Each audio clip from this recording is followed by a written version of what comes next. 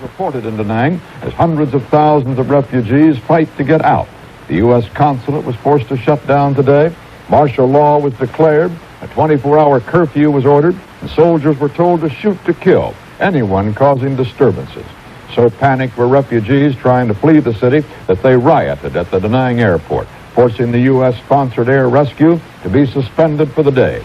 Ed Daly, president of World Airways, which is operating that airlift, told Bruce Dunning what happened.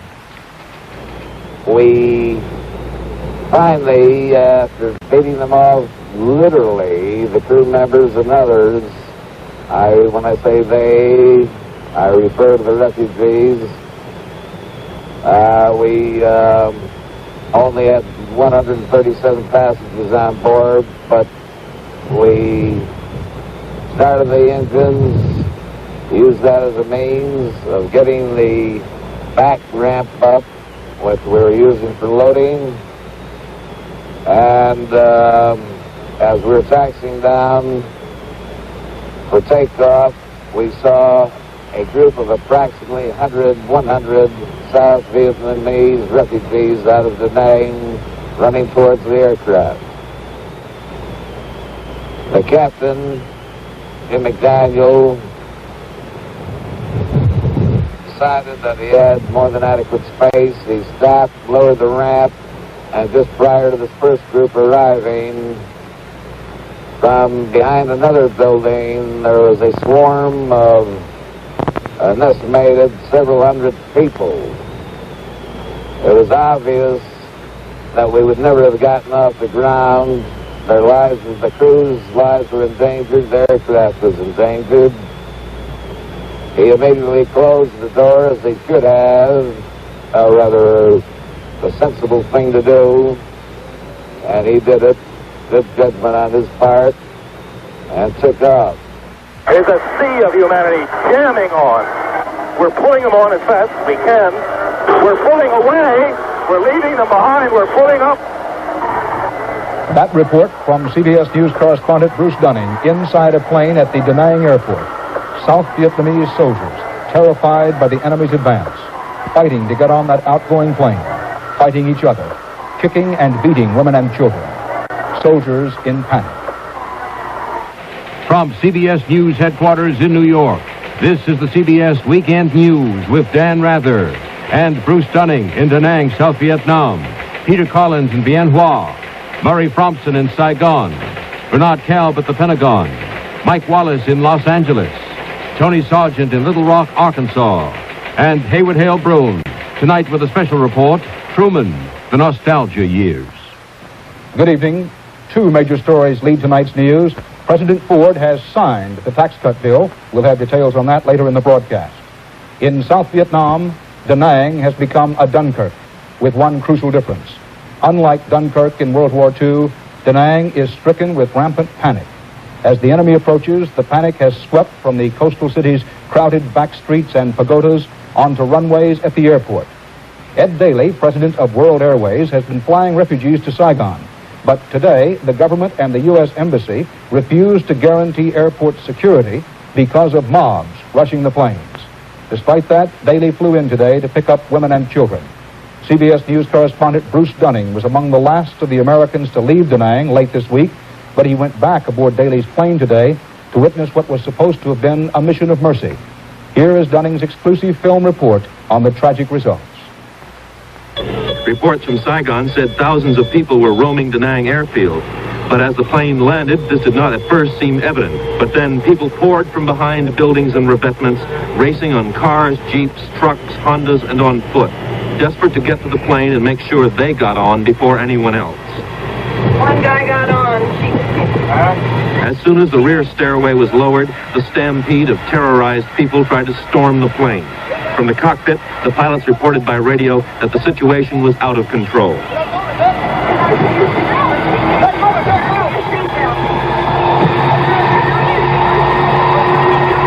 Several times the pilots moved the plane, hoping to break the crowds around the rear ladder. There was no control. High-ranking officers in Da Nang have fled, leaving soldiers and airmen to fend for themselves. The hordes tried to jam up the stairway as Daly himself tried to block the stairs. As men clambered over one another, pushing aside women and children in their panic-stricken fury, members of the air crew dragged them onto the plane, trying to fill it as fast as possible. The tension and panic intensified. The heavily armed men were menacing. They left their wives, their children, their aged parents on the runway while they forced their own way on board, a rabble of young enlisted men. CBS News cameraman Mike Marriott and soundman MIธ์N dared not leave the plane, aware they might not be able to get back on. One newsman was left behind as the crowd pushed him out of reach of the plane. The stewardesses dragged people on and rushed them to seats, screaming all the while, "Where are the women and children?" They piled 4, 5, and 6 men into seats intended for 3. Finally, there was room for no more. The plane began to move as people still clambered up the ladder. Angry men left behind fired pistols and automatic weapons at the plane, determined that no one would go if they couldn't. A grenade went off under one wing, damaging it. Unable to move on the blockaded runway, the plane raced down the taxiway, swerving to avoid abandoned vehicles, perhaps even running over people. As the plane strained laboriously into the air, people were still clinging to the wheels and the rear stairs. 7 men fell off as the plane reached heights of 1,000 feet or more. As the plane reached 6,000 feet, 1 man was still stuck in the ladder. Daly had to climb out and pull him back as the plane swerved and shuddered under its heavy load. As calm fell on the smug men who had managed to fight off their friends and relatives to get on, the hard-working cabin crew took account. 268 people were on board, among them 5 women and 2 or 3 small children. The rest were some of the men whom President Q said would defend Da Nang. They had no apparent feelings about leaving others behind, only gratitude that World Airways had saved their lives, with a flight that Ed Daly intended for refugee women and children. Once in flight at low altitude, because the damaged rear stairway wouldn't close, the pilots assessed the damage to the plane. Bullets had damaged gas lines and the plane was losing fuel. The pilots were not sure the wheels would function on landing because people had attempted to hide in the wheel wells. The flight from Da Nang to Saigon normally takes about 50 minutes. This one took more than an hour and a half. Another World Airways plane flew alongside trying to assess the damage and reported that the cargo hatches were open and full of people. Do you think the nose gear will come down, or you can't tell yet? Can't tell. I don't want to check until we get in closer. That's the biggest problem I see at the moment here. Climb 945 clear to Saigon. Something hanging down in my gear, my gear doors. It may be a body. Did you say a body? I can't tell. It sure looks like it. Could be. We had them climbing all over. One man on the escort plane said that crew was praying for us on the damaged plane. Not knowing whether the wheel assemblies would hold, the flight crew put the plane, almost empty of fuel, down very gingerly on the runway at Saigon, and the deserters on board cheered. As the plane taxied to a parking place, soldiers poured out of the luggage holds. As cameraman Marriott was filming the unloading, a South Vietnamese Air Force security officer arrested him for taking these pictures. The Air Force had things under control again. But the men and women of World Airways had brought their plane and its load home. Bruce Denning, CBS News, back from Da Nang. Officials in Washington reveal that the United States is quietly exploring ways of arranging a ceasefire in South Vietnam, hoping so that they possibly could evacuate as many as 1 million refugees if that should become necessary. A charter jet landed in Japan today with orphan Vietnamese infants en route to the United States. The babies are part of an airlift by World Airways President Edward Daly, who vowed yesterday he was going to fly out of Saigon 1,500 orphans. Well, that flight did not get off the ground, but did get off the ground, but was nowhere near the number he wanted. Only 54 babies were permitted to make the trip. Here's Bruce Dunning in Saigon. A few children had already been brought to the airport, but they had an all-day wait as red tape tripped up one attempt after another to get more children cleared for leaving Vietnam. Finally, late in the afternoon, Ed Daly, owner of the charter airline, emerged to announce that although paperwork had been cleared for the children's departure, the adoption agency, Friends of All Children, had decided at the last moment not to use the plane he was offering for free. Daly angrily accused the U.S. Embassy and the U.S. aid officials here with sabotaging his plan. He said the U.S. and Vietnamese officials were retaliating for his unauthorized flight to Da Nang on Saturday to pull out refugees. A few people did choose to go on the World Airways plane, just a handful compared to the scores that daily wanted to help. But the adoption agency said the plane that World was offering was unsafe because it was not a fully equipped standard passenger craft. Bruce Dunning, CBS News, Saigon.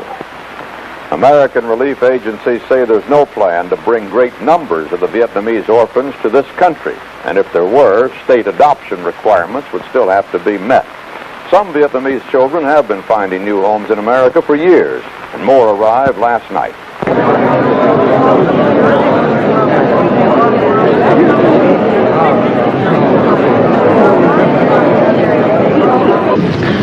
The aircraft left Yokota, Japan, which is the site of World Airways base in the Far East. Earlier this afternoon, after arriving from Saigon, and I think you have the arrival time, the departure times from Saigon. How did you get involved with the association? How did you get involved with the children? With the children, Miss Maria Eitz of Friends for All Children requested aid for several different matters, and eventually we evolved to requesting help in getting the orphans from Friends for All Children's orphanages in Saigon out of Saigon, and that's how I became involved. What has been your exact involvement? What exactly has Daly done? You're speaking of Ed Daly, or are you talking about me? Have you both been working on the same thing? On his end, he volunteered to pay for and transport as many children as he could get out of Vietnam. He was taking that responsibility upon himself. On my end, I took the responsibility of coordinating what services we needed in the Bay Area to receive, house, feed, clothe the children, transport them from here to their holding destination. The procedure for delivering the children was in the hands of whatever agency was going to bring the children in. How do you feel about the response of people in the Bay Area to the plight of the children and the efforts to get them home? I think that the response in the Bay Area has been overwhelmingly wonderful, and all of us who are involved are very appreciative of every bit of offer that we have had for money and donations of goods, and I'm only sorry that we have not been able to follow through and talk to these people and get anything settled. We have been very busy making the preliminary arrangements for the children, but we appreciate every bit of offer that we have had.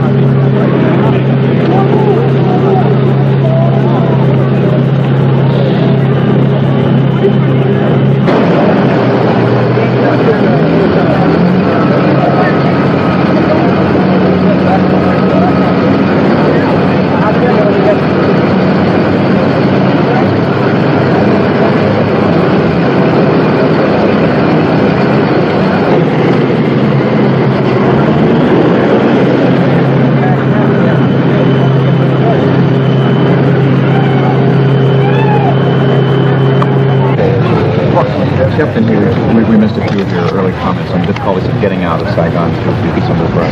Well, it's just that they closed the airfield. The tower announced that they had VC on the airport. They evacuated the tower for a short period, turned out the runway lights, and they just closed it down. How did you get off the ground? They started the engines and taxied out.